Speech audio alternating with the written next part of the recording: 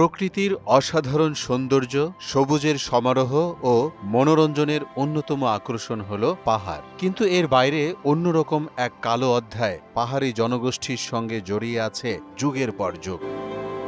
দুর্গম পাহাড়ের অব্যবস্থাপনা আর মৌলিক অধিকার আদায়ের যুদ্ধে মাঝে মাঝেই উত্তাল হয় পাহাড়ি অঞ্চল। ব্রিটিশ শাসনামল থেকে পাকিস্তান, এরপর মুক্তিযুদ্ধ থেকে স্বাধীনতার ৫৩ বছরে পাহাড়ি জনগোষ্ঠী ঠিক একই নিয়মে চলছে।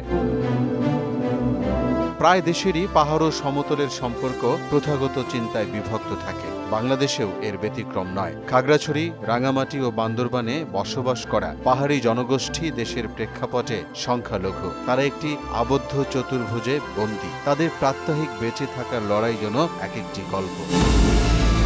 পাহাড়ি ও সমতলের মানুষদের মাঝে রয়েছে বিস্তর এক ফারাক। ধর্মীয় ও জাতিগত প্রক্রিয়ায় তারা নিজেদের মতো করে জীবনযাপন করতে পছন্দ করে। সমতলের মানুষের জীবন ব্যবস্থা থেকে যা অনেকটাই আলাদা, যেখানে তারা মনে করে তাদেরকে ন্যায্য অধিকার দেয়া হয় না।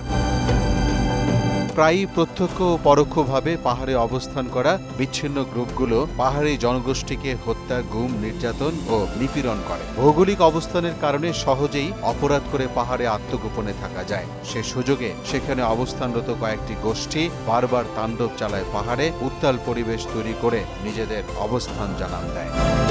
সুদবিহীন ব্যাংকিংয়ে আত্মশুদ্ধির পথ, এনআরবিসি ব্যাংকের ইসলামিক ব্যাংকিং আল আমিন।